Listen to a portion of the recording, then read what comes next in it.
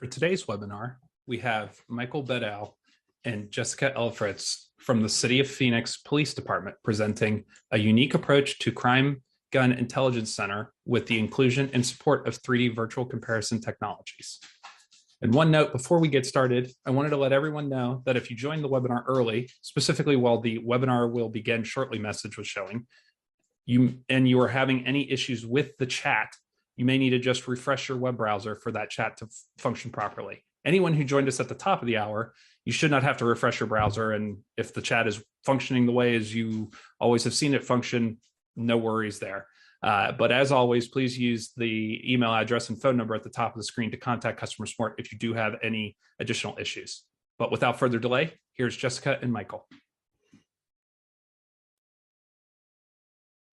Hello, everybody. I am Jessica Elfritz, and I am happy to be here today with you guys to discuss this topic. So just to start off, here in the city of Phoenix, to give everybody a perspective as to the volume and the size of Phoenix. The city of Phoenix is the 5th largest city in the United States. We're sitting right now at about 1.63 million people, 518 square miles. As of this month, we are sitting just above 2,700 sworn officers, putting us at about 1.6 officers per 1,000 residents. And to give you guys an idea of the volume of evidence we are processing with part of our CJIC program, I threw some numbers on there to show you guys. We are processing right now about 430 firearms a month and 180 bags of evidence cartridge cases per month. We impound all of our evidence casings in bags. So all of the casings from one scene would be in one bag. So that it would be 180 bags of evidence that we are processing. So I want to give you some background here as far as Phoenix Police's Crime Gun Intelligence Center and their NIBIN program. So Phoenix actually started their NIBIN program back in 2002. We've had it for quite some time, but it didn't really progress into a Crime Gun Intelligence Center until the last few years. We received one of the original grants, one of the original CJIC grants from BJA to get our NIBIN program up and running and into a full-blown Crime Gun Intelligence Center. And the reason I bring that up is I'm going to talk a lot today about collaboration and how we were able to get our CJIC program up and running and how we partnered with our crime lab to do so. So in order to become a CJIC, we relied heavily on a collaboration between the different groups that you see below there. That would be our Crime Gun Intelligence Unit, which is the Phoenix Police Department's portion of the agency that handles all of the NIBIN processing investigations. It also relied heavily on a partnership with our crime lab, ATF, AUSA, County Attorney's Office, and then obviously our research partner at ASU. One thing that is interesting about the Phoenix Crime Gun Intelligence Unit that is different than a lot of agencies is that we actually exist entirely outside of our crime lab. We are not conducting our NIBIN processes within our crime lab. We are actually embedded within our investigations unit, and we are attached to the Violent Crimes Bureau. So our structure is done in partnership with our crime lab, but we do not fall under that crime lab umbrella. So the processes that we have in place are intentional and done entirely in collaboration with our crime lab. And I'll explain what that looks like here in just a few minutes. So our group here with CJIC is a group of civilian and sworn. The civilian handled close to 95% of the evidence processing for firearms and evidence casings. And then our sworn detectives are also cross-trained on the NIBIN portion of it. So that team together works to do the entire NIBIN and CJIC program. So we do have it in place where both our civilian and staff can go out to different crime scenes. They do not collect evidence from the crime scenes, but they will receive evidence from our crime scene techs for transfer of custody only in order to bring that evidence back to the NIBIN office in order to get it processed. They are all DNA certified so that they can collect DNA off of items of evidence prior to processing. That DNA certification is done through the crime lab, and the crime lab conducts that training with our staff. The civilians attached to the CJIC handle all of the test firing of the firearms, but only for NIBIN purposes only. They're not doing function tests or those sorts of things on the evidence. Right now, just for Phoenix, we're sitting at about 550 entries into NIBIN a month. We also are correlation certified. While we do partner with the Correlation Center, most of our staff here is certified to do correlations so that we can provide real-time results back to investigators who are maybe have somebody in custody or in the process of doing interviews. We will do real-time entries and correlations so that we can give that information back to our detectives in real time. We also handle all of our lead dissemination. And then our group of sworn are investigators that then handle the investigations that are tied to the NIBIN leads and all the different incidents that are associated with each firearm. So that's kind of the overall structure of our crime gun intelligence unit once the grant got us up and running and got all of these processes in place. So because the city of Phoenix is as large as it is, and because so many of our surrounding agencies, smaller agencies, didn't necessarily have the funds available to purchase all the NIBIN equipment or the means to get their program completely up and running, we created several years ago this Phoenix Metro NIBIN program. And I bring this up because, again, we're really talking a lot about relationships and the relationships it takes to be able to do this. So we recognized that obviously crime crosses borders between the different cities and that maybe the gun that was used in our homicide was recovered by Gilbert PD. So when we got our program up and running years ago, we met with all these different agencies and worked in agreement with them because of the fact that we exist outside of the crime lab, where if they were able to get their personnel trained in doing NIBIN entries, we would open up our NIBIN office for them to come in and utilize our IBIS equipment in order to get their evidence into the system. So we partnered with all of these different agencies. Most of these agencies still come and do their entries here at our site. So we have different agencies and representatives from these agencies in our office daily doing entries into IBIS. We have 3 brass tracks here on site. So we just have a calendar set up for these agencies to come in and do their entries. The agencies you see there with asterisks, they started off doing their entries here at our site, but as the program became more and more successful and their agencies saw the benefit in participating in NIBIN, they have since gotten their own machines and are now their own NIBIN sites. So it provided sustainability and proof that the program was working to these agencies so that they were able to get the executive support they needed to be able to get their own systems online and running. So when we first started off, just to give you guys some background, our NIBIN program originally was averaging about a year to get evidence into IBIS. One of the biggest things standing in our way was prints and DNA. So most of our evidence was not getting processed until after it went through the crime lab process. We recognized that in building a full-blown crime gun intelligence center, that setup was no longer going to work. We really wanted to focus on changing the culture of how firearms-related cases were investigated. And research has shown that your top 2% of your offenders are responsible for a large majority of your violent crime. And so we really wanted to build a program that focused on identifying those repeat trigger pullers that were responsible, that top 2% that were responsible for that large majority of violent crimes. And if we really focused on that top 2%, then we could identify people who were escalating in violence and using NIBIN could bring those individuals into custody and prevent the next incident from occurring. In order to do that, we had to build this partnership with both our crime lab and with our county attorney's office. In order for us to be able to change the culture of how firearms evidence was being processed, we recognized that it was going to impact both our crime lab and our prosecutors who were going to be prosecuting these cases. And so we built this partnership with these 2 groups to bring everybody to the table to discuss the best way to handle firearms evidence. We wanted to be able to, using NIBIN, link all of the related incidents in real time, as close to real time or in real time as possible, so that we could then group all of those cases together and present them to our prosecutors at the time an arrest is made. And our prosecutors would have all of the linked incidents available at that point in time.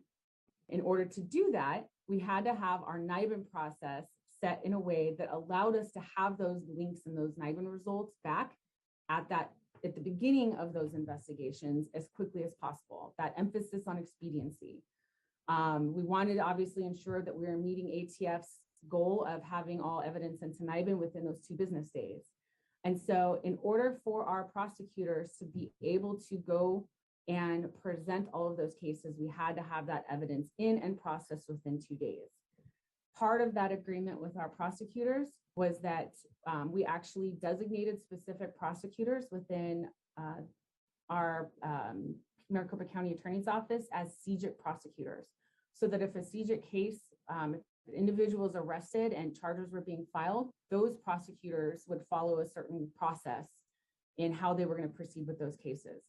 One of the agreements is that the prosecutors would appear at initial appearance right after an individual was arrested, and they could present all preliminary linked incidents.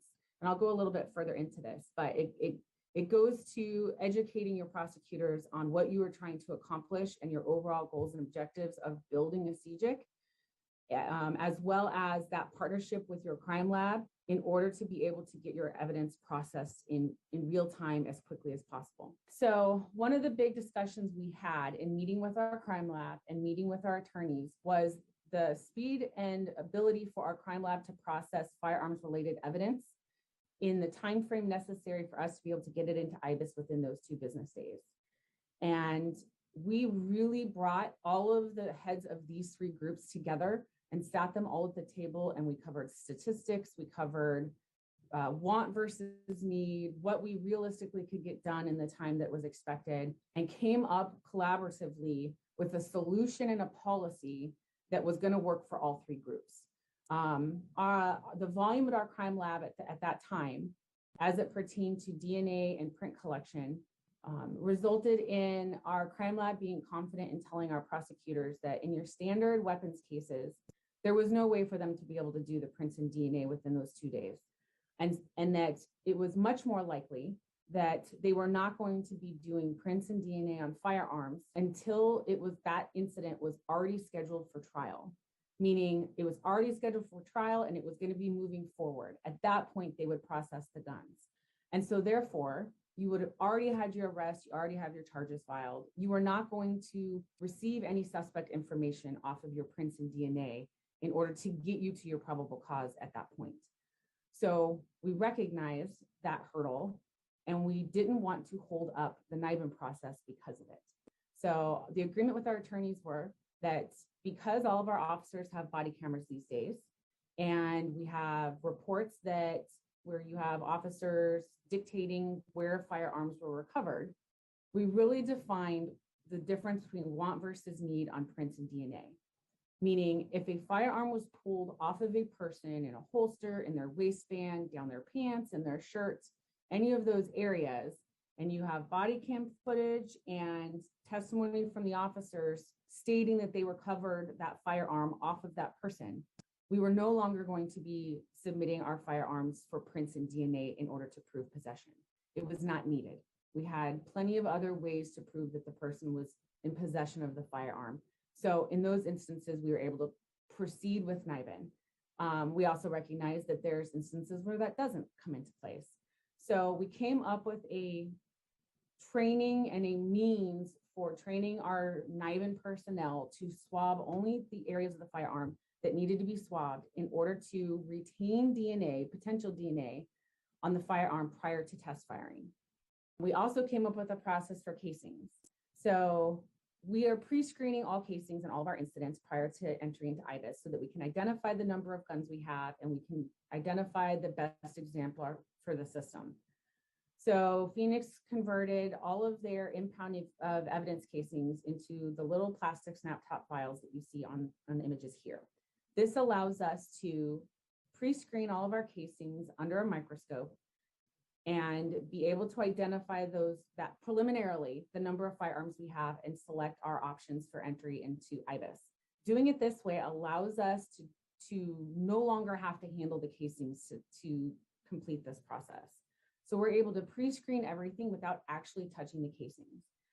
Then, if it is what we consider a tier 1 crime, like a homicide or an officer-involved shooting, we have the option of swabbing the one casing that is selected for entry into the system prior to doing the entry.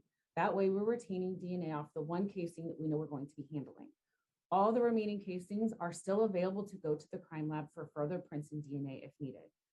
In any incident where only one cartridge casing is recovered, because we know we have to handle that one casing for entry, we will always swab that one casing prior to entry so that we're not losing our ability to collect that DNA. So again, this agreement came into place with our crime lab in order to be able to come up with this process and identify the best way to not interfere with the prints and DNA process from the lab. So in doing this, all evidence casings are now directly routed to our unit, and we are able to proceed in immediate entry into NIBIN based off of those processes and procedures agreed by all of those different groups.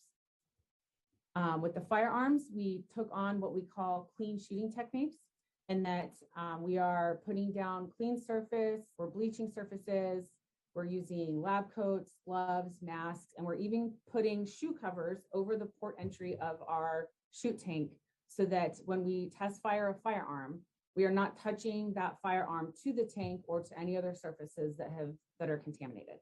So while we are only swabbing those textured areas and the areas of the gun that we have to touch in order to test fire, as you can see in the image in the bottom left corner, we are still leaving the remaining areas of that firearm available for prints and further DNA by our crime lab. So we are utilizing that want versus need, where if a gun is recovered off of a person, we're using these clean techniques and proceeding with shooting. If the gun is recovered any place else, including, let's say, a backpack on their back, we are always going to swab these different areas of the firearm prior to test firing in case those swabs, in case that DNA is needed later on in order to prove possession. So we worked very closely with our crime lab in coming up with the training necessary to designate this type of swabbing technique, as well as coming up with the written policy for our agency that would work for both us and the crime lab. So it was a collaborative effort in actually drafting and writing the policy that allowed for this. So what does that give us? We get a lot of questions here in Phoenix related to being that we are outside of the crime lab and we are not firearms examiners. How are we pushing our leads out to investigators? I know there's a lot of agencies out there that are still confirming every single lead prior to pushing that information out to investigators. And we actually chose to take a very different approach. So we are pushing our unconfirmed leads out to investigators in real time. We recognize the value of having that information immediately. Let's say you have somebody in custody and your investigators are in the process of interviewing that individual. We can bring the evidence in and have it processed and answers back to our investigators before they've ever even cleared that crime scene. That way, if we identify potential links to whatever firearm that individual might have used in that scene, now all of those individual cases can all be brought together and that individual can be questioned on more than just the one at that point in time. We cannot use it as the sole means of probable cause. They can't go out and make an arrest based off of it. All it does is point our investigators in the right direction so that they can then go and build their probable cause off of other means. It's just a starting point. We also make sure before we push that out, it goes through a multi-level review here. Because we are correlation certified and we also have the correlation center on board, we can have our individuals here who are certified do that initial correlation. We always have at least one other certified person come in and agree or disagree with that. And then we also have the option of allowing it to still go through the correlation center for their review. We also have that partnership with the crime lab where if needed, they can also come in and give us an opinion as to whether they agree as to the lead or not the lead. We also worked with them to come up with very intentional language emphasizing that our results are preliminary and presumptive. That has led to continuous training because obviously there's turnover both within our investigators and with our prosecutors. And one of the things we hear the most from our investigators is the prosecutors asking for prints and DNA, or we know that there's a NIBIN lead in this case, and the prosecutor wants to know if the gun used in that case was responsible for the casings from that scene. We must keep our investigators and our prosecutors educated as to what we can and cannot provide as a NIBIN site that is outside of the crime lab. So we worked with both groups in order to come up with appropriate language for our supplements and for how we share our information with investigators to really emphasize our results are preliminary and that anything that needs to be confirmed needs to go to the crime lab. Let's say that we push information out, a homicide happens, we bring the gun back, we test fire it, we identify potential suspect, and they can now go out and start questioning and try to find this individual. They end up making arrest, and this is going to go to court. That evidence has to go to the crime lab, and a forensic firearms scientist has to go in and actually do a full forensic workup on it to confirm that. But we don't want to hold up notifying our investigators of these potential leads in their cases for that confirmation process to occur. We want to be able to push this information out in real time as quickly as we can. It also allows us to have that structure that I discussed earlier with our prosecutors, where we want our prosecutors to be aware of all linked incidents, even multi-jurisdictional linked incidents, at the time that the arrest is made. Arizona is unique in that almost all of our weapons cases are prosecuted at the state level. It is incredibly rare for one of our cases to go federal. So we have the added benefit of all of our agencies in the Valley are submitting their cases to the same group of attorneys. So if we have a NIBIN lead that involves 5 incidents, and maybe we have 3 Phoenix incidents and 2 Glendale incidents, we have probable cause in 3 of our 5 incidents, our attorney will show up at initial appearance and they are allowed to present the preliminary NIBIN results that show all 5 incidents are linked together, even though maybe we only have probable cause in 3 of them. This allows them to be able to show escalation of violence and the fact that this person is potentially a repeat offender, and it allows them to ask for no bond so that the individual is not released back out on the streets. That only works if we have those leads identified at that point in time. So we have found great benefit in pushing out our unconfirmed leads at that point. It hasn't always been this way. We used to confirm every single NIBIN lead that Phoenix police identified. Every single NIBIN lead that we got went to the lab and was confirmed by our forensic firearms examiners. And I have Mike on the line. He's going to be presenting to you guys here in a second. Hey, Mike, can you speak for a second as to how many leads you guys used to potentially confirm for us versus how many you guys are doing now that we have this process in place? Absolutely. So in years past, as Jessica mentioned, we used to confirm every NIBIN lead or association that was found. So basically, we would take all of the leads, we maintained them in a database, and we worked them in order in which they were found.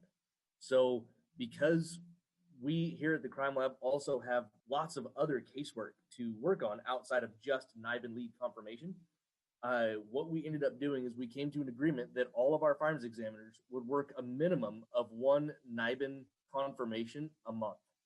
So most of the times we were able to work in roughly 2, but on average, when we were doing this process, the Crime Lab was confirming between 10 to 15 NIBIN leads a month.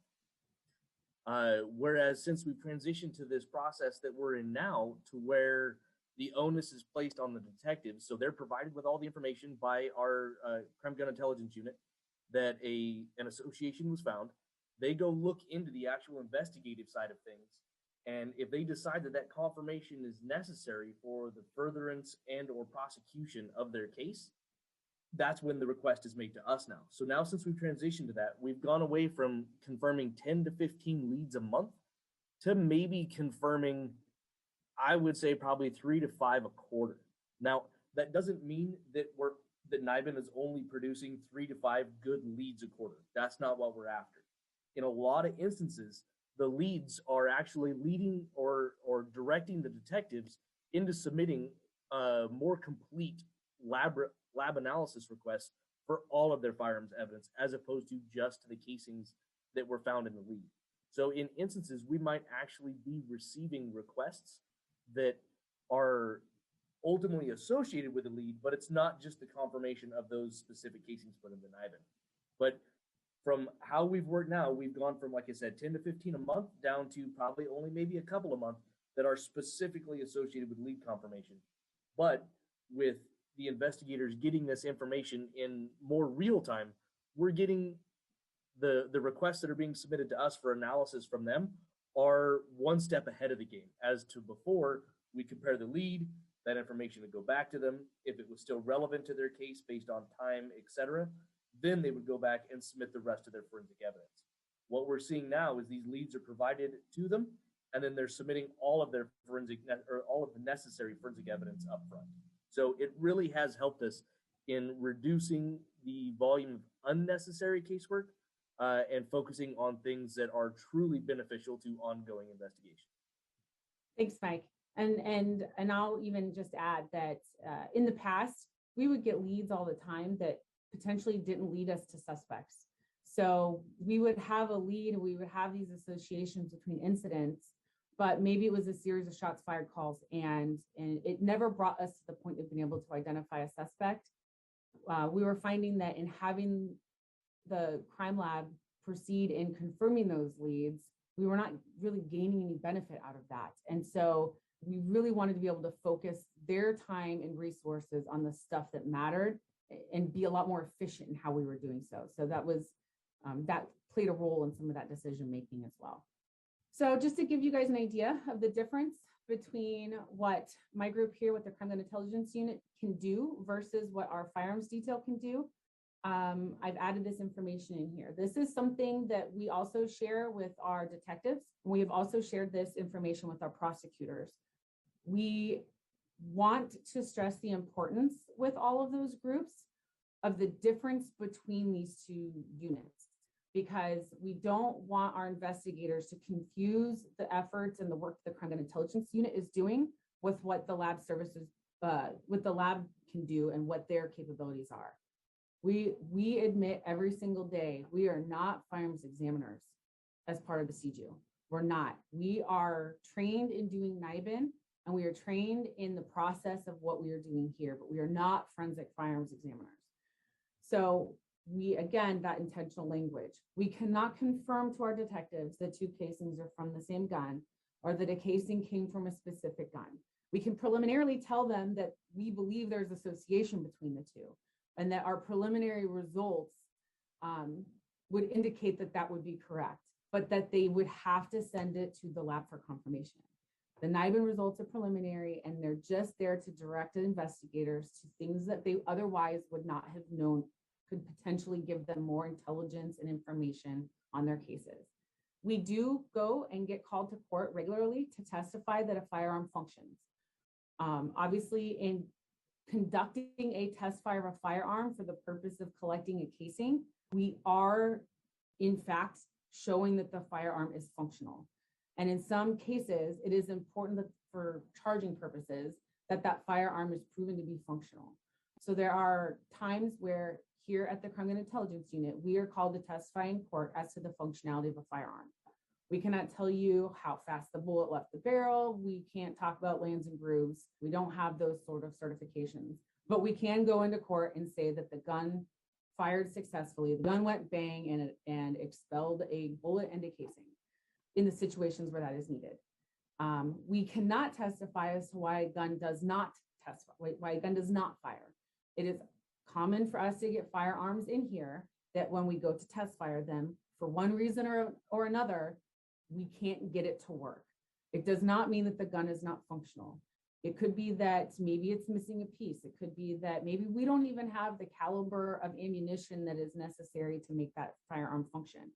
So in those instances where a firearm does not function or does not work when we go to test fire it, we notify our investigators that they need to send that firearm to the crime lab so that the forensic firearms examiners can then do their work on it and identify what is going on. We cannot go and testify as to why a gun does not fire. We can testify as to our swabting techniques and how we're collecting potential DNA. And we can also testify to the process in which we are shooting. We can also testify to chain of custody and those sorts of things. So we do get called to testify on our handlings of the evidence in these cases, but we are limited as to what information we can give. We have worked closely again with Mike and his firearms detail as to how we would word and what type of language and terminology we would use in a situation where a firearm does not function. So most of our supplements that we write to those sorts of things have all been drafted in partnership with Mike and his group, so that nothing that we put into writing as a crime gun intelligence unit employee, nothing that we put into writing in a report is potentially something that's going to contradict the lab, or that the lab would come back and say that we didn't, was not accurate. We don't ever want to be in a situation where something that we put into writing in a report is contradictory to the crime lab. So most of our supplements are templates that we have built in partnership with the firearms guys to make sure that that wording is intentional and there's not a conflict there. Mike, do you want to talk real quick about the stuff that you guys do over there at the lab that's different from what we're doing here? Absolutely. I'll jump in here real quick. Before I get into that, one other thing I'd like to touch on with regards to what Jessica just covered, with the fact that the agreements we have between the crime lab and our crime gun intelligence unit and our county attorney's office have been very instrumental in, for all intents and purposes, backlog reduction here at the laboratory.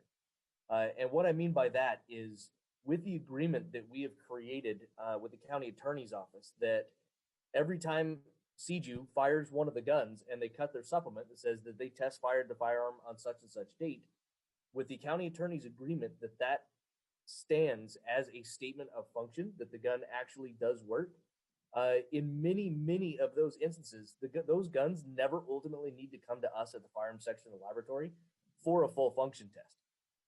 And regardless of whether the case is, whether it's a prohibited possessor, gun associated with some other type of crime that was found on an individual, a lot of those, if we didn't have that agreement, a lot of those firearms would still be required to come to us here at the lab for a function test. Now, with that, that'll segue into what we do here at the lab. So as far as the gun side of things, one of our primary jobs is function testing firearms. The big difference between what we're doing with the gun and what CJU is doing with the gun is CJU is literally giving it a quick once over to ensure that all of the safety features are there, there's nothing obstructing the barrel, and that it can be fired in a safe fashion, and then shooting the gun, followed by their supplement stating that they fired it and their entries into IBIS. For us at the lab, when we are requested to do a function test, we're going to go through that gun inside and out. So what would take from receipt of the evidence to actually shooting the gun over at CJU being a relatively short period, we'll spend up to a day. So if I'm requested to do a function test, I'm going to expect to spend half a day to a day working with that firearm. That will then be followed by the writing of my report, the review of my report and notes by another analyst, completing that review process, and then the finalization and release of my report and notes into our data, or into our computer systems for use by the police department and ultimately the county attorney's office. So there's a whole lot more work that goes into us performing a full function test versus CJU test firing the gun for NIBIN entry. It doesn't make either one more important than the other. It's just what is being asked of us when we perform those tests. So if a gun is really only needed for entry in a NIBIN and a basic establishment that it does shoot, this is why those relationships that we've developed and the process that we developed are extremely important to ensuring that the evidence goes to the right place. The other key component to us here at the lab is, based on our training and experience, we are qualified to perform those direct comparisons and or confirmations, if you will. So we have the ability to provide our opinion as to whether or not casings were fired by the same firearm and or from a specific firearm, if we have a firearm in that case, as well as going to court and testifying on the function of a gun, whether it was damaged, not damaged, etc., what was needed to make the gun shoot, as well as testifying on those comparisons. An additional thing that we can also provide is, let's say we get a bag full of casings in from a homicide, we can also provide weapons predictions, where that is something that is outside of the purview of the crime gun intelligence unit. So if there's sufficient tool marks on those casings for us to direct them towards a specific type and or make and model of firearm when they are furthering their investigation, that is also something that we can provide. I mean, there's a plethora of other things we do here at the lab, but those are the main things that are in relation to or work directly hand in hand with the information coming from the crime gun intelligence. Perfect. We get a lot of questions as to the benefits of doing the outside of the lab approach that we're doing here in Phoenix. So I wanted to be able to include in here some results that we got from an evaluation study that we did with Arizona State University. When we were establishing our CJIC, we worked in partnership with ASU so that they could come in and evaluate not just our processes themselves, but our implementation of those processes. The outside of the lab approach here in Phoenix has worked tremendously well for us in making the transition in our processes and procedures that we have and those partnerships with the crime lab and our county attorney's office to get this process up and running. This is some of the impact that we saw as a result of making those changes. So from our pre-grant status, when we were NIBIN and we were only processing about 12% of our evidence, and we were averaging almost a year to get an item into IBIS. Now we have seen a tremendous increase in all of our evidence processing as it pertains to this program. So 115% increase in the volume of evidence being entered in the system, tremendous decrease in the average time from crime and NIBIN entry, and then again, a tremendous increase in the number of NIBIN leads that we've identified by the comprehensive collection and entry into IBIS, as well as the timeliness of those entries into the system. ASU did publish a full report on our processes and the evaluation of our processes. There's a link there at the bottom. At the end of this whole presentation, you'll see my email. If you want a copy of it, you can ask me for it, or you can just Google Phoenix CJIC ASU evaluation and you can find it on there as well. One other impact that we saw by making this change and pushing those unconfirmed leads out to our investigators was we saw over the course of the implementation of our program, a huge impact on our clearance rates. ASU determined that when CJIC was involved, we had a 36% increase in clearance rates for homicides, 15% in ag assaults, 14% in our carrying a weapon, mostly our prohibited possessor stuff, and an 8% increase in overall unlawful discharges. So we had a tremendous impact on the clearance rates for some of our more violent firearms related crimes by being able to provide these unconfirmed information out to our investigators in real time and helping them build that information and turning that information into intelligence within their cases. We could not have achieved this without that partnership from our crime lab and our county attorney's office. Just a quick visual, since I'm visual, I know a lot of people are visual. This is kind of that partnership workflow. So this takes you through the steps of what the crime gun intelligence unit is doing, what our prosecutors are doing, and then when our firearms detail comes in and what they are doing when it comes to these investigations, and what role each individual group is playing at those different steps, up to the point where it says lead information to investigators. In some cases, we can get that done in an hour. We have it in place for evidence to come either directly from our most violent crime scenes or be delivered to us, and we can have that information back out, that preliminary comparison, preliminary lead information to our investigators before they've left their crime scene. The rest of it obviously happens after that point occurs. And at this point, I'm going to hand off to Mike and let him take on the introduction to the 3D technology portions of this. All right. Thank you, Jessica.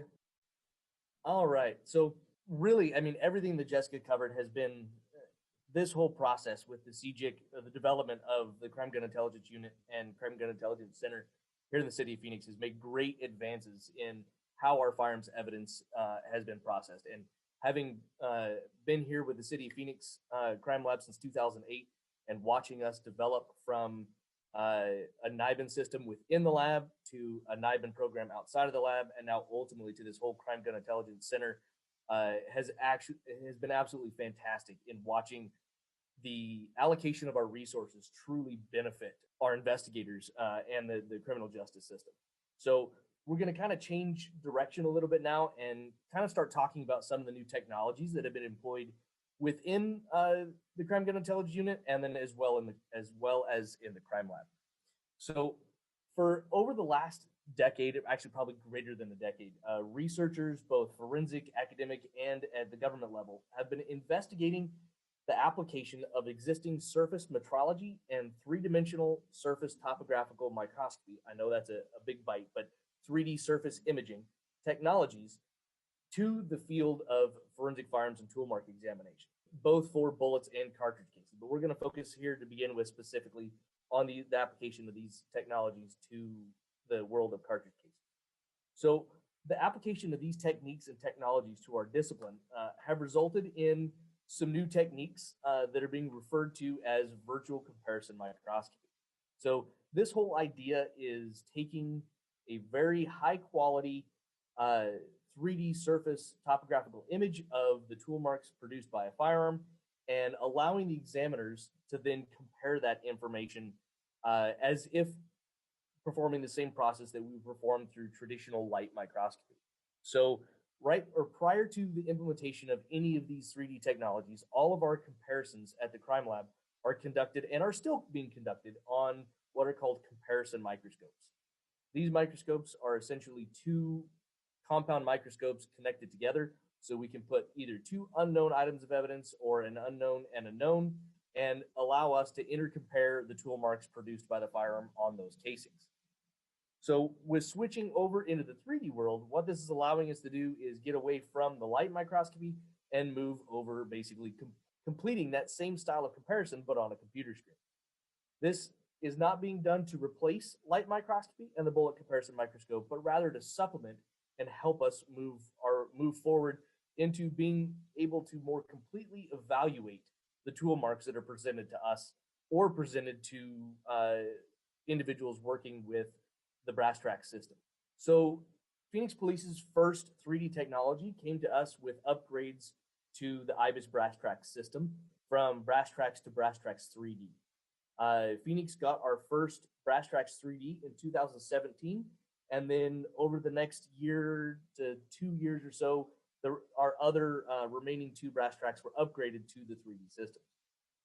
Now, what this upgrade allowed is a change of the hardware with inside the brass track system to allow for the rendering or capture of a 3D topographical image of the tool marks present on the cartridge cases. Now, taking a quick step back to what the brass track system and the IBIS/NIBIN system were intended for, these are solely based and designed around the idea of information database.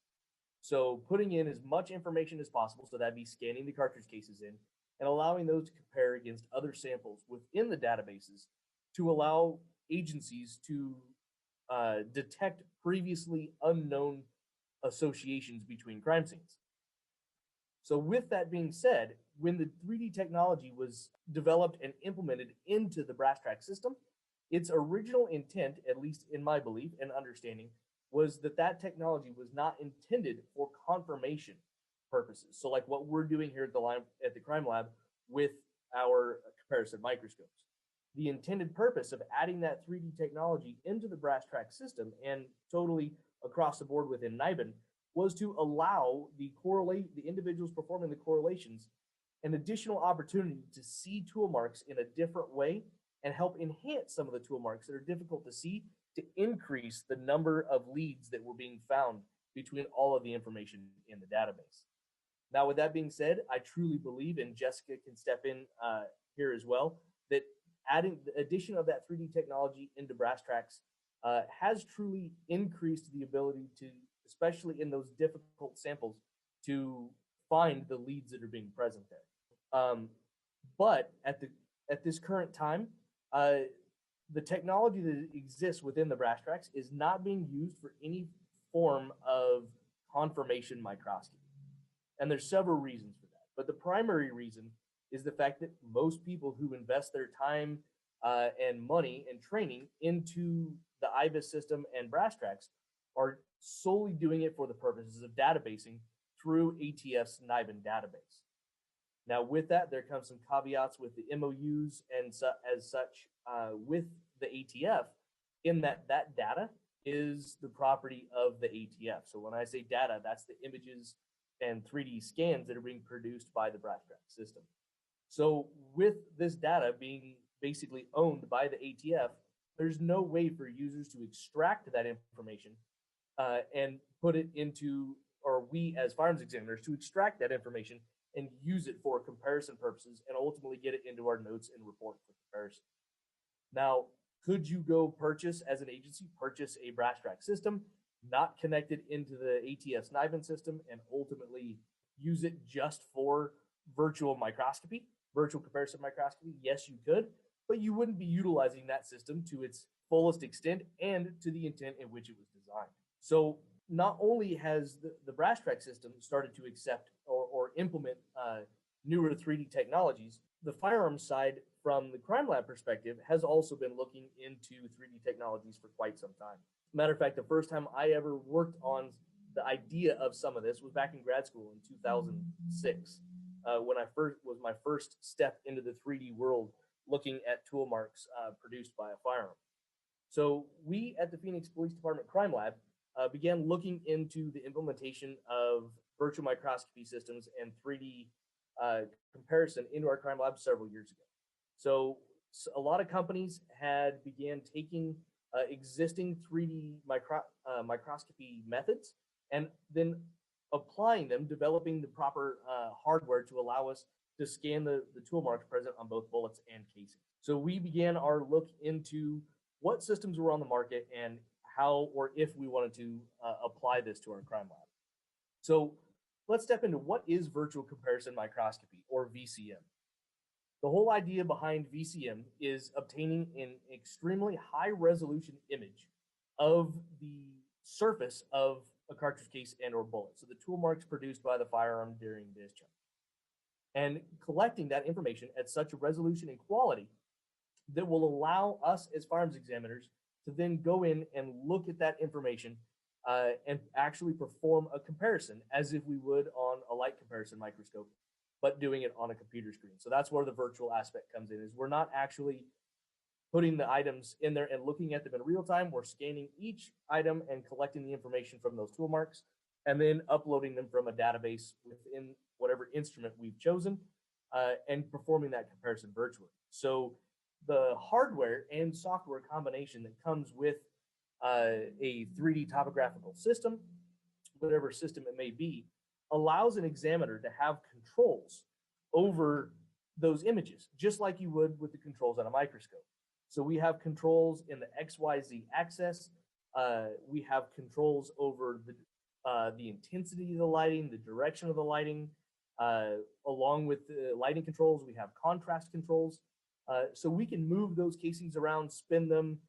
Same with the bullets, move them around, spin them. And so we can work on attempting to align the tool marks or find if there's differences. So either whether it's for identification or exclusion. So it's allowing us to perform the same processes that we would through traditional microscopy, but in a virtual environment through high resolution images. So the real benefit to this is adding another tool that can be provided to our examiners to assist with that comparison process, or another tool as the 3D system within the brass tracks to help all of the individuals within crime gun intelligence centers or other participants within the NIBIN program to help find information and associate firearms related evidence.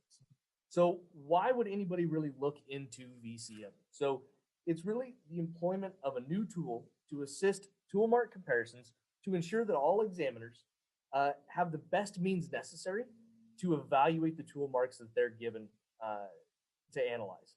So not that all the methods we've been using for almost 100 years through traditional light microscopy are bad. They're excellent. Our methods and our microscopes are absolutely phenomenal. And we've been, like I said, we've been performing this type of analysis for a very, very long time. But with the implementation of these technologies into our discipline, there's certain tool mark types and metal surface types that have traditionally been very difficult for light comparison microscopy, or LCM, where these VCM systems are not as sensitive to some of the reflectivity issues or extreme depths of field, things of that nature. The VCM systems or other 3D systems are allowing us to evaluate some tool marks more completely.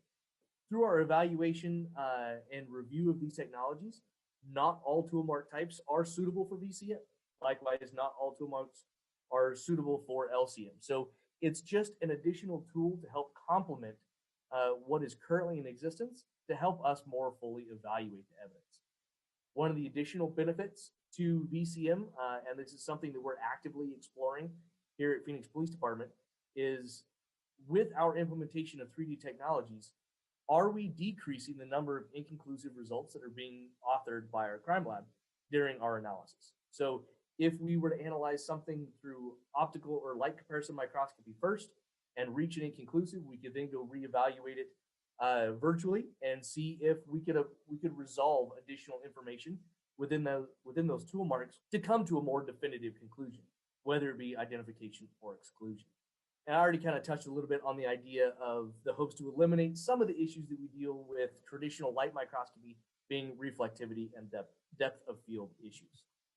So there's a lot of different systems that are available out there on the market. These are really the top 4 players in the 3D microscopy world within forensic firearms examination. That being the EvoFinder, Cadre Forensics and their top match system, Sensifar, and Alacona. I'm not here to advocate for one or the other.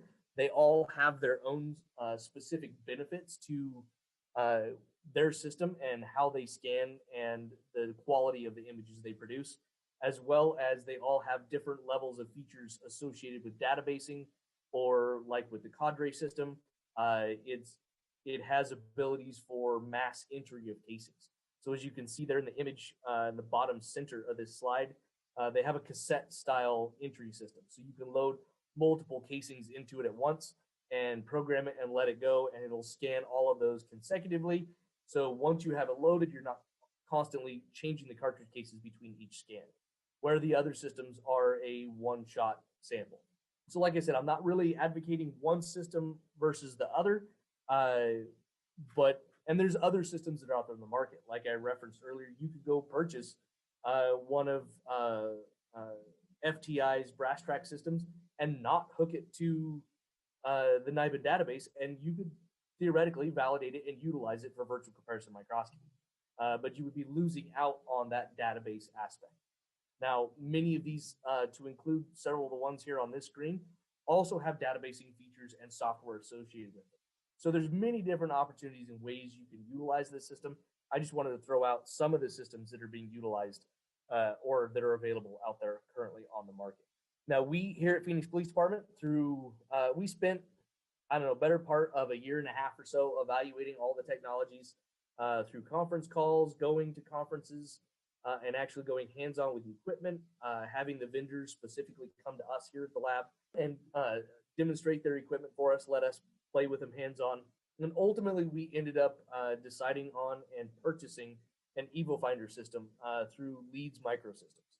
The reasons for our decision to purchase and implement an EvoFinder were based on speed of acquisition, the ability of the system to scan both bullets and cartridge cases, the quality of the images produced, the ability for us to extract the data and get it into our notes and reports in a fairly easy way in a usable format.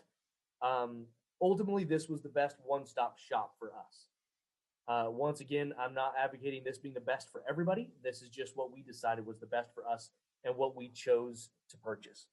After purchasing, we got it in and spent quite some time working with it, getting used to the system, and then began and completed our validation process. So this validation process was comprised of thousands of samples, both bullets and casings, various metal types, different tool mark types, etc.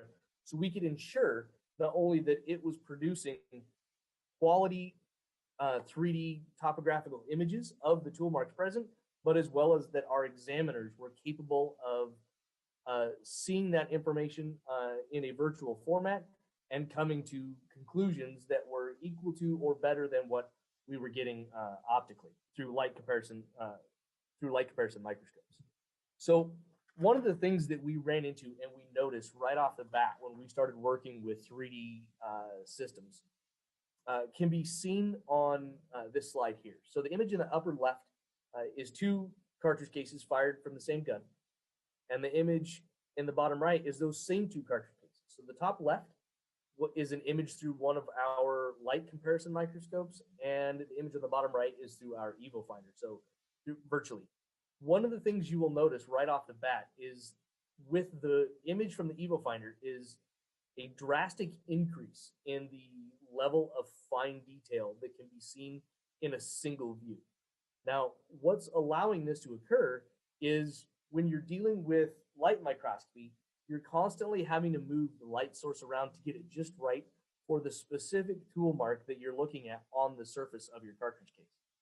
With a virtual system, because it's collecting its data and with lighting in multiple directions and creating this three-dimensional profile, you're seeing basically all of those different orientations that we would be collecting one at a time through light microscopy all at once through the virtual microscopy. So one of the things that we ran into, and it took a while for us to learn as examiners and basically train our minds, is dealing with this massive amount of information that's being presented to us all at once. An example that I like to use associated with this is looking at stars.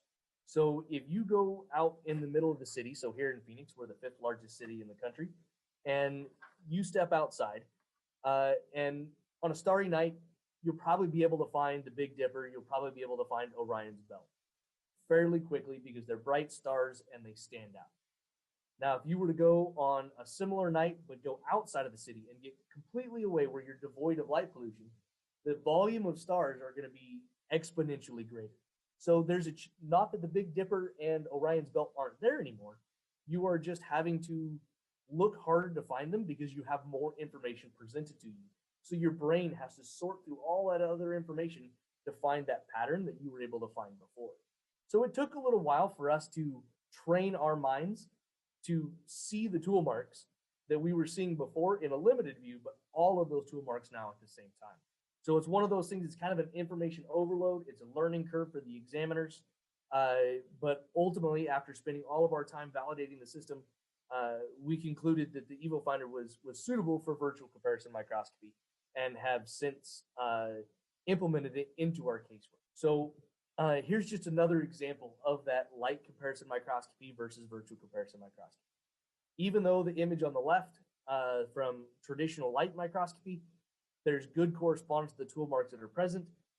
Those same tool marks seen virtually over on the right are a little bit crisper, contrast is a little bit better, so they're easier to resolve on the eye. Now, this isn't always the case. There are those circumstances or situations in which samples are better suited for light microscopy as opposed to virtual microscopy. It just kind of depends on the sample, and this is something that we're learning as we're using the system more and more, is what tool marks are best suited for virtual microscopy and which ones are best suited for light microscopy. And it's something that we'll continue to evaluate and learn as we use the system. So with the implementation of 3D systems into our field, there's been questions that have arisen, and one of the primary questions that has come up is, what about increases in efficiency? Okay, so by adding the Evo Finder or whatever 3D virtual microscopy system you were to add to your agency, is it going to increase your efficiency? Well, we never really took this under consideration when we began and completed our validation of our 3D system, so of our Evo Finder. And the reason being is we were looking to give our examiners another tool to allow them the opportunity to more completely evaluate a tool mark, not necessarily speed up the analysis that they were performing.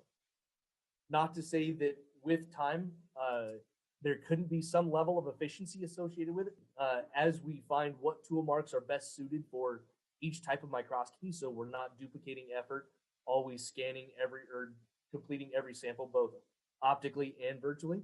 So, but it's something that we're going to have to evaluate with time as we go. So it really wasn't something we evaluated as far as an increase in efficiency. It's just providing us the potential to increase our ability to evaluate. And any laboratory or agency looking to implement a 3D technology will have to evaluate what their intended role of that equipment is within their own workflow in order to choose the right equipment. So if you are intending this system to be for a potential increase in efficiency and you want to focus more on cartridge case evidence, maybe the top match from Cadre is the best way to go because of that cartridge design where you can put in, or cassette design where you can put in multiple cartridge cases and set them up, and so you can scan them all. So if I have 5 casings from this scene, I can throw them all on the cassette, put them in there, it'll scan all 5 casings, take the 5 from my other scene, and that kind of process. Potentially, maybe that will suit your laboratory better than the Evo Finder system, or maybe the SensoFar system where it's one item at a time. Or where, like currently, for us here at the lab, when we chose Evo Finder, is one of the reasons was because it could also scan bullets as well as cartridge cases, where currently the Cadre system can't do bullets. It only does cartridge cases. So really, you as your agency will have to go out and look at all these different technologies and evaluate how and where it works into your flow and what your intended purposes for it are. Benefits of the 3D technologies within the crime lab: it's the additional tool to give our examiners to assist with that comparison purpose. I mean, any opportunity that we have to more fully evaluate a sample to give the best answer we can to our investigators and ultimately the criminal justice system, then we're going to take that opportunity to implement those technologies. One of the things that I'm excited about as time progresses and we collect more data and watch this progress is that potential to decrease the number of inconclusive results. Since we've implemented our Evo Finder, we don't have sufficient data yet to truly evaluate whether we have seen a decrease in inconclusives, but it's something that we will be watching and evaluating as time progresses. And I really hope that with the implementation of this technology, that we really will decrease the number of inconclusive results and thus increasing our source attributions, either exclusion or identification. One of the additional benefits with that same idea is assist in the confirmation of previously found NIBIN leads and associations. So with the whole process that Jessica talked about and all the partnerships between the Crime Gun Intelligence Unit, the County Attorney's Office, and us, now that we've really limited the number of confirmations that are needing to be, or associations that are needing to be confirmed by the lab, we want to ensure, not that we always haven't, but by incorporating this technology, we can ensure that we're giving them the best answer possible to move forward in that almost real time, that they're currently working with. So additionally, with these 3D technologies, there is the potential for future computer-based comparison algorithms to provide us support to go with the conclusions from our firearms exam. So all of these systems, the 4 that I put on there, the Evo Finder, Cadre, SensoFar, Alacona, even the correlation algorithm within the brass tracks, as well as many others, to include a whole bunch that are being developed by NIST currently.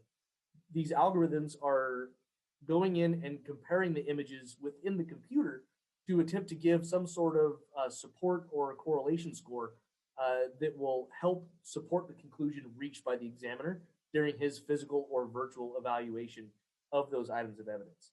So those algorithms aren't quite there yet to actually be implemented and used within the crime lab to support those conclusions, but there's great potential for these to be coming on scene and begin to be used easily within the next decade.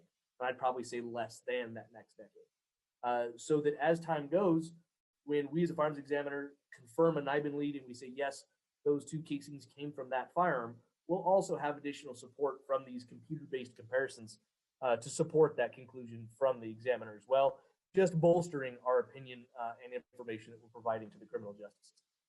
So with the idea of moving these 3D technologies in, there's multiple ways in which they can assist. Obviously, all of the brass track systems that are going to be out there on the market coming into any Crime Gun Intelligence Center, laboratory, or other way you're implementing it into your agency will all be the newer 3D version. So all analysts working with those systems will have the benefit of the 3D imagery to assist in review of their correlations.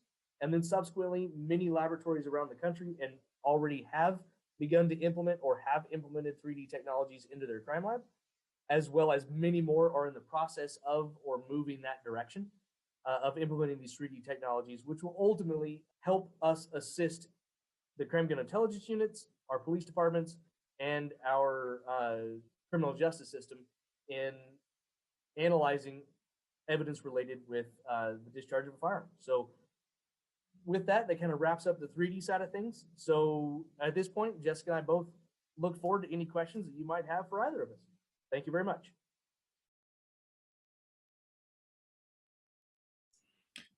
All right. That was fantastic and informative presentation. So thank you, Jessica and Michael. Let's go ahead and get right into some questions. We've got plenty to choose from. First one, I'll go ahead and start with Jessica. This one came up during your portion of the presentation. Now, granted, either one of you are welcome to answer. Do you process for DNA and fingerprints firearms found inside the suspect's car or a house if the locations where they are found are recorded by a police officer's body cams? So I can answer that one. So because the CJIC portion of this is outside of the crime lab, what we're doing is different than what the crime lab is doing. So any firearms that are coming through us are going to be handled by most likely our civilian staff. And when we are making these decisions on want versus need and how we were going to handle this prior to NIBIN testing, we didn't want our civilian staff being the decision makers as to whether or not prints and DNA were needed in furtherance of a case. We wanted to leave that to our investigators. So we wanted to have the decision as to whether we were swabbing or not swabbing prior to test firing be something that was black and white. So that is where we came into that discussion with the county attorney's office, and the decision was made at our level. If it was recovered off of a person, we did not have to swab it prior to test firing it because we had possession established through the video footage and the testimony of the officers. If the gun was found anyplace else, including underneath the driver's seat in a car, in an apartment, in a house, in a bag, those sorts of things, because a person was not in possession of it, then we would always swab those areas that we needed to touch to test fire prior to test fire, so that if they had to prove possession through DNA, we didn't interfere with that process. So we are only swabbing those areas in those circumstances where the gun is not recovered off of an actual person. That does not prevent the individual case agents involved in investigating these incidents from submitting that gun for prints and DNA to the crime lab for prints and DNA. So if they need to prove possession or they want the prints and DNA off of that firearm for their case, the detectives have the ability to submit that firearm to the crime lab for it to go through a formal print and DNA process. Typically, if we have already taken swabs of those areas that we have to touch, our crime lab will process our swabs first and utilize any DNA we potentially have on our swabs prior to doing the rest of it. So they don't have to rehandle the firearm unless necessary. If our swabs for some reason don't have DNA or isn't sufficient DNA, they have the ability to then pull that evidence and do initial processing for prints and DNA on the remaining surfaces of the firearm. So I hope that answers your question. Yes, they will still do prints and DNA if those guns are found in other areas, but that's a decision made by the detectives working that case.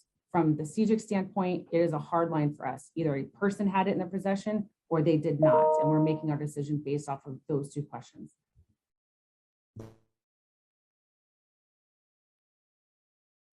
Awesome. Thank you, Jessica. I got another one for you here. Who's in possession of the evidence in open cases, and what steps are taken if a lead needs to be confirmed? So we have a property warehouse that all of our evidence after collection gets forwarded to. There are two main ways that occurs. If it is a patrol call and our patrol officers go out to the scene, they will bring that evidence back to their precinct, impound it, and we typically get it the following day, where our property van runners will go and pick up that evidence. They bring it all back to a central location, and once a day we go to that central location and grab any of the evidence that was impounded from the day before. The second means for evidence getting taken in is for those scenes where it requires a detective response and our crime scene specialists are going out and processing those crime scenes. In those situations, more often than not, we are processing that evidence in real time. meaning either somebody from our unit is going out to that scene and receiving custody of that evidence from crime scene techs, or somebody from that crime scene is coming to us and bringing us the guns and the casings from that scene.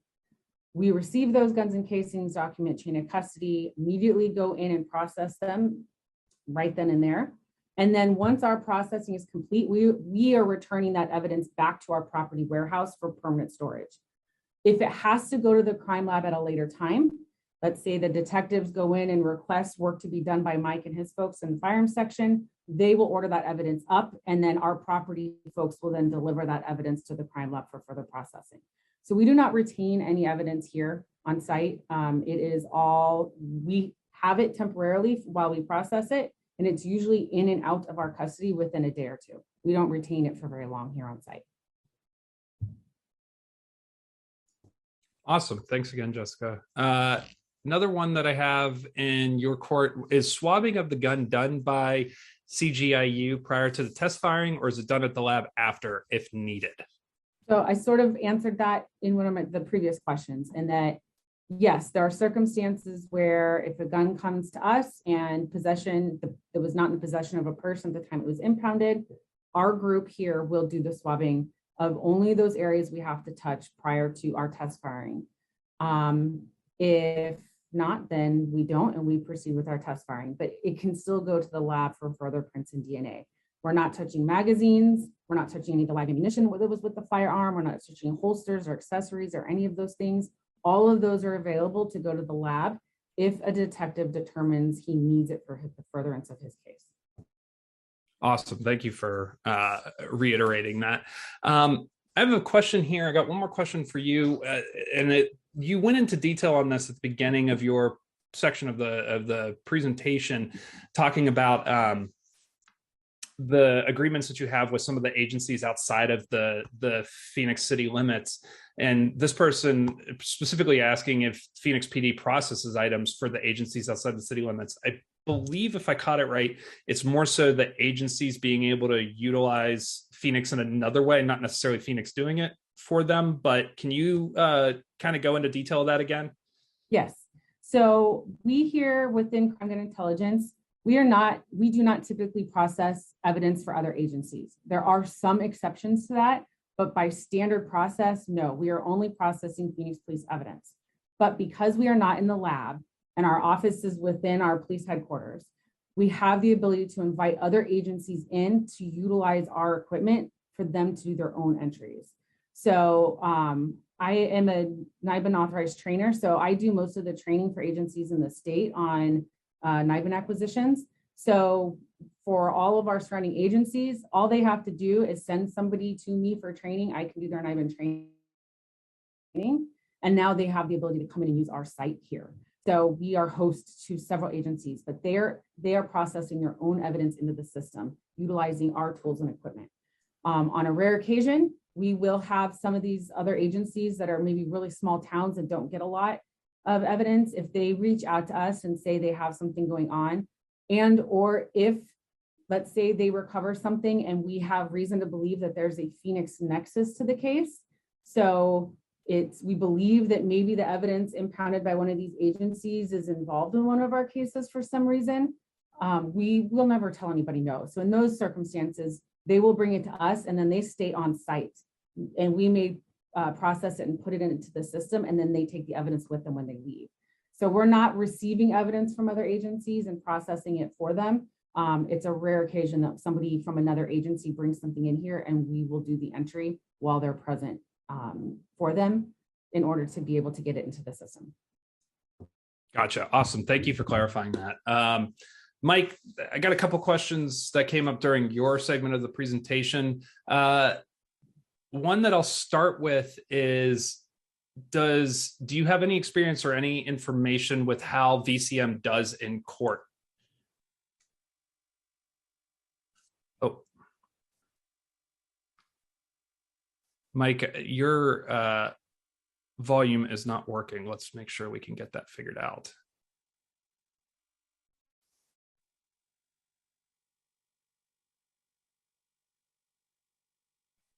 No, still not working. I think you may have to, we might have to work on your device settings.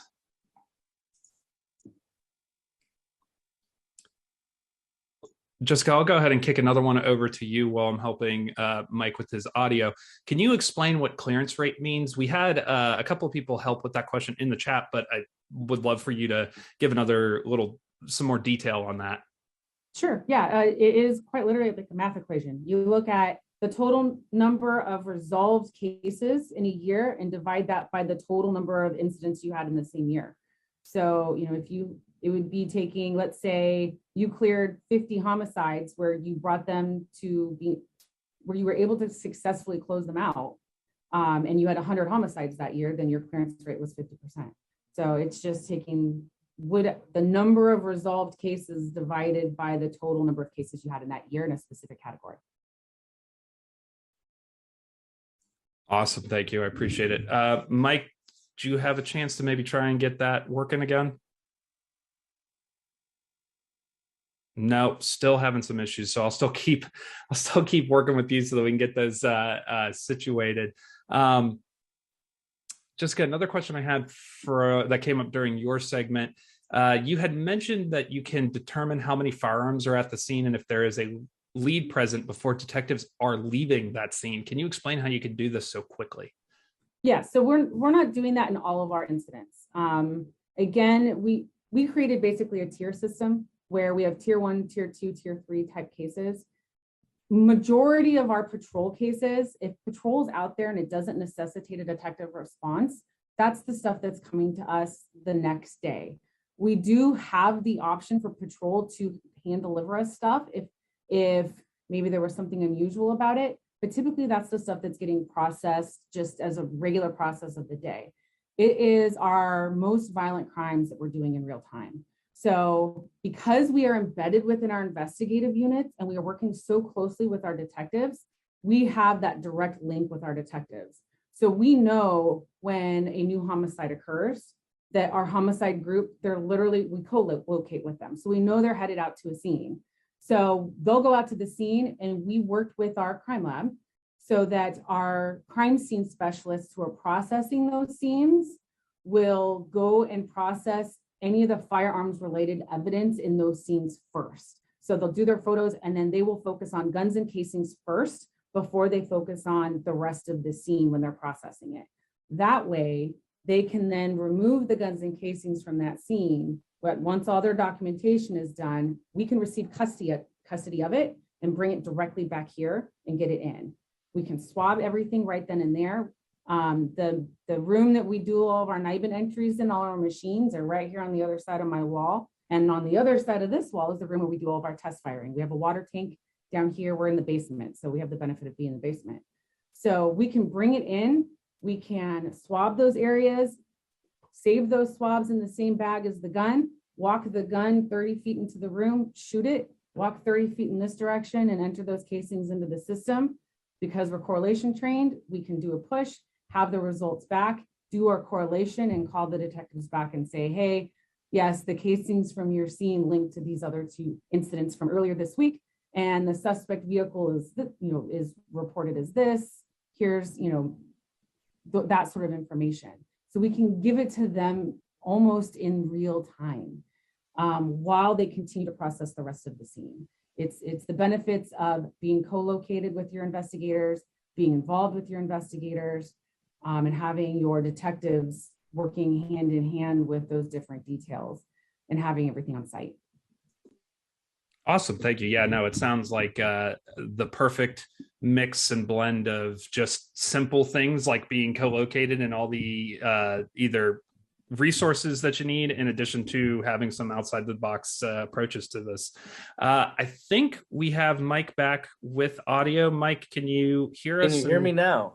Yes, we've got you. Awesome. All right. Perfect. Let's go ahead and get into some questions for you before we run out of time here. So the question I had asked before we had some of those technical difficulties was, how does VCM do in court? And if you have had any experience with that or have heard any experience relayed to you. So we have been using VCM actively in casework for approximately 8 months now, but we have not had any of our cases with or where VCM was used go to court and or be questioned specifically associated with VCM in any of our trials yet. As far as information coming from across our field, I haven't really heard that much information regarding VCM being challenged in court systems. However, to my understanding, with the number of laboratories that are actively using 3D systems for virtual comparison microscopy, I'm not really certain how many of these cases have actually made it to court yet. With that being said, though, I'm not really concerned about the court aspect of it because of our ability to explain how the systems are working, how it's being implemented, and to the extent we went to validate the system to ensure that the information that we're seeing in the images is actually the information that's present on the casings. So at that point, we're utilizing all of the same standard operating procedures and industry standards that we would for traditional light microscopy. So at that point, the only difference really is how we're seeing the tool marks, not how we're performing the comparisons. Awesome. Thank you. I appreciate that insight into it. And yeah, obviously it's a newer thing to track. So more time will only tell on how that will work.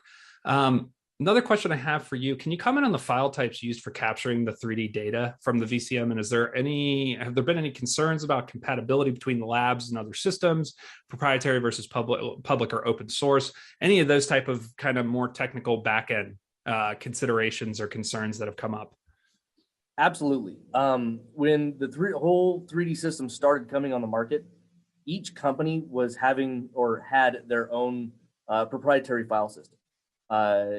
But with great work through many of the top minds from the manufacturers in conjunction with NIST, a open source file format was chosen to allow that intercompatibility between systems and between laboratories. That particular file format is called X3P, and most all of the major systems on the market are utilizing that system or have the ability to export in that file format to allow the sharing of this 3D data either between labs or between systems. That's great news. Definitely, as wider adoption happens with this, it's good that those concerns have been at least met with initially, rather than still being a persistent issue. For the computer algorithms that support the comparisons, what method is used? Is it a statistic or a confidence interval? So if you're referring to the 3D systems that we're using in the lab as opposed to what's being used by IBIS and brass tracks, I wouldn't be able to speak to exactly how the algorithms are working within IBIS and brass tracks. For us at Phoenix PD, we're not utilizing any of the computer-based comparison algorithms. Many of the systems have them, or most of the systems have them, and as time progresses, we may look to implementing them and investigating them farther. But at the current time, I wouldn't want to try to talk to exactly how the algorithms are working because that's far above my pay grade. I'm a chemist and a firearms expert, so I wouldn't want to try to get into the computer side of things. There have been some other webinars that have been done and other presentations throughout the forensic and scientific communities regarding the comparison algorithms. You might be able to reach out to some of the manufacturers themselves with some of those questions, or also you could look at some of the publications most recently authored by NIST. They give some really good insight into some of the correlation scoring and computer-based comparison information. Awesome. Thank you. Is it possible to scan the shell casings within the container before swabbing for DNA, or does all that trace need to be collected before the scanning starts? All of it, any analysis that you need to have performed on those casings will need to happen prior to them being put into the system. So yeah, any fingerprinting and or swabbing for DNA, both on our side at the lab as well as over with our crime gun intelligence unit, the casings must physically be removed from their little vials and placed into the special holders so that they can be held properly in front of whatever camera system is in that system. So yeah, you're going to have to perform any of the evidentiary collection prior to scanning. Gotcha. Awesome. Jessica, I got two questions for you. One should be hopefully a quick answer, and then the second one, hopefully you've got a couple more insights or details into it. But the first one I have is the CGIU staffed 24 hours. Not technically. So I have staff here typically from 5 in the morning till 8 at night. But because I have cross-trained our detectives that are assigned with our unit, they are the ones who have call out and standby. So and I saw another question in there, and I don't know if this is one you were going to ask me, but we are sworn and we are civilian. So the detectives that are attached to us, that are CJIC detectives, they are the ones who receive all of our weapons cases, and they are the investigators on all of our weapons cases. And what happens is when we start identifying NIBIN leads, we start linking incidents together. Some of those incidents may be firearms cases, prohibited possessor, misconduct involving weapons cases, but a lot of the incidents are typically assigned to other investigative details. So what will happen is our CJIC detectives they have the weapons cases, and then they work as a liaison with the other investigators and the other incidents to bring all those cases together. So it allows them to, let's say there's a homicide and 2 ag assaults and then a weapons case. They will work side by side with the other investigators and those other individual incidents to tie and bring in that probable cause that brings everything together. So we use those cases as leverage. So let's say maybe we can build probable cause in the weapons case to make an arrest, but it's linked to a homicide. We don't have probable cause in the homicide yet. We can still present everything in court at that initial appearance and get them held. Now the person's off the street and in jail while we continue to build our other cases that we have potentially linked through NIBIN.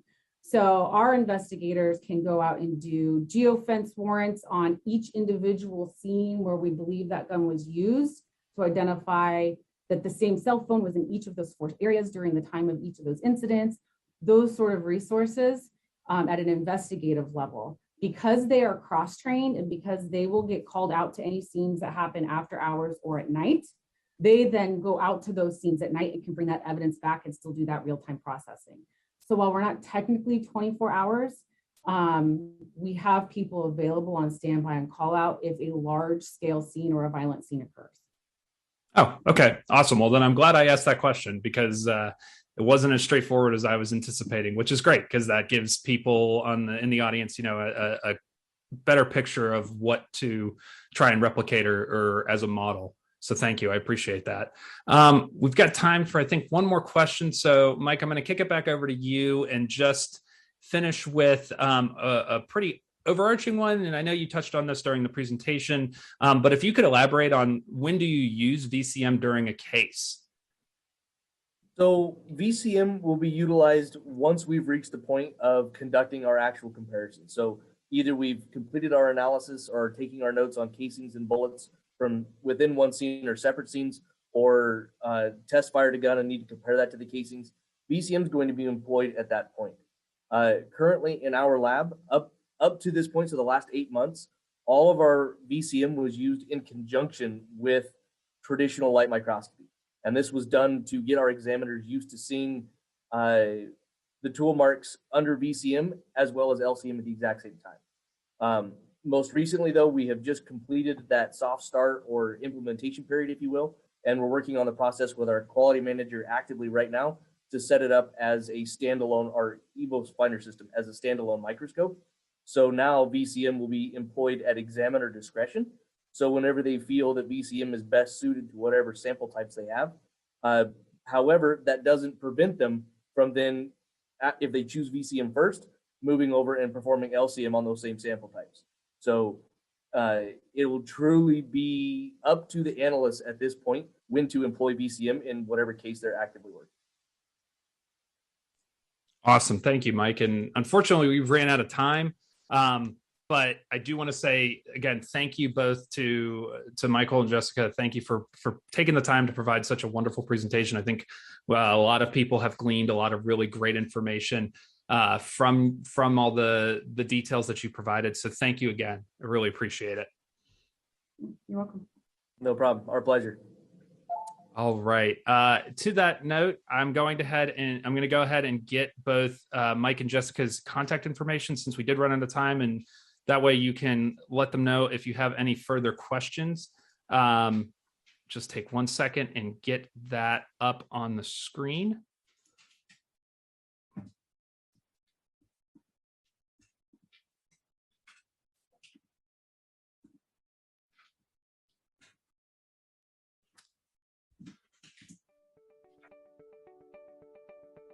Before you leave today's webinar, we ask if you could participate in a short 5-minute survey. You will see a checkbox icon directly above the chat. Simply click that button to be linked to the audience feedback survey for today's event. Your feedback about our webinars is critical information that helps us improve and continue to provide you the best webinar experience possible.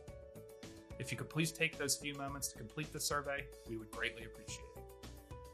Lastly, across the top of the live stream window are links to all our social media profiles, including Twitter, LinkedIn, and Facebook, a link to our website at forensiccoe.org, and a link to listen to episodes of the FTCOE's podcast, Just Science. There's also a link to sign up for the FTCOE newsletter so you can stay up to date with everything that FTCOE is doing in support of the forensic community. Thank you again for attending, and we hope everyone has a great day.